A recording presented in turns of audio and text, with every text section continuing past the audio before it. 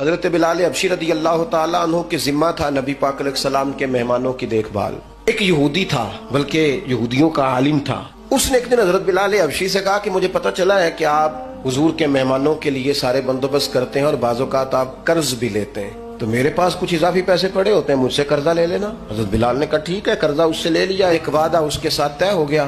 سیدنا بلال حبشی رضی اللہ تعالیٰ عنہ نے وہ پیسے لا کے مہمانوں پر خرچ کر دیے۔ ابھی اس وعدے میں پیسے لوٹانے میں کچھ دن باقی تھے۔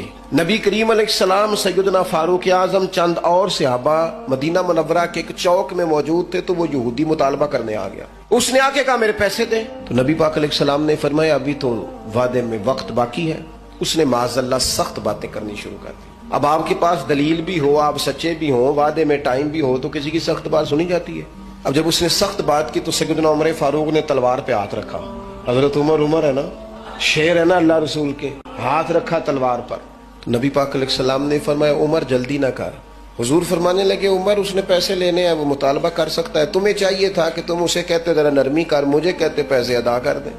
حضور فرمانے لگے اب اس طرح کرو، اس کے ساتھ جاؤ، فلاں جگہ کھجوریں پڑی ہیں، جتنا اس کا قرض ہے اتنی کھجوریں تول کے دے دو، اور یہ جو تم نے تلوار پہ ہاتھ رکھا ہے نا، اسے ڈرایا ہے، تھوڑی کھجوریں زیادہ بھی دے دینا۔ حضرت عمر ساتھ لے گئے، کھجوریں تول کے دی۔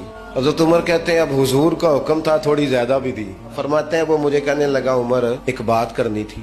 کہتے ہیں مجھے غصہ تھا، میں اس کو پر نرمی کر ہی نہیں رہا تھا، میں نے کہا جی کیا بات کرنی تھی؟ کھجوریں لے جائیں، آپ کا کام ہو گیا۔ کہتے ہیں وہ کہنے لگا عمر میں یہودیوں کا عالم ہوں، تورات جانتا ہوں، میں نے تورات میں آخری نبی اللہ کے محبوب علیہ السلام کی جتنی شانیں پڑھی تھی نا، وہ ساری رسول پاک میں موجود ہے۔ ایک شان میں نے یہ حضور کی پڑھی تھی کہ وہ بڑے حلیم ہوں گے، ان کے مزاج میں کمال حوصلہ ہوگا، اور جتنا جتنا کوئی جہالت کرتا جائے گا محبوب کی بردباری اتنی بڑھتی جائے گی۔ عمر میں نے جان بوجھ کے قرضہ دیا تھا، باقی ساری شانیں دیکھ لی تھی، یہ میں دیکھنا چاہتا تھا، میں نے قرضہ بھی جان بوجھ کے دیا، وقت سے پہلے بھی جان بوجھ کے آیا، سخت باتیں بھی معاذ اللہ کی، لیکن جب رسول پاک صلی اللہ علیہ وسلم کی بردباری، حوصلہ اور وفاداری دیکھی تو عمر اب تو مہربانی کرنا، مجھے لے چلنا، نبی پاک سے معافی بھی لے کے دے دے اور رسول پاک کا کلمہ بھی پڑھوا دے۔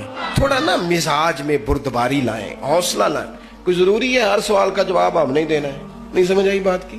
کوئی ضروری ہے کہ جو بندہ جو بات کرے گا ہم اس کی سطح پہ اتریں گے؟ میں تو انہوں پوچھ لینا ہے، کئیاں نو نہیں بھی پوچھی دا۔ میں اکثر دوستوں سے کہتا ہوں ساری عدالتیں خود نہ لگاؤ، ایک عدالت قیامت والے دن بھی تو لگنی ہے نا، کچھ فیصلے اس عدالت پہ بھی چھوڑ دو، کچھ چیزیں اللہ تبارک و تعالیٰ کی بارگاہ پر چھوڑ دو۔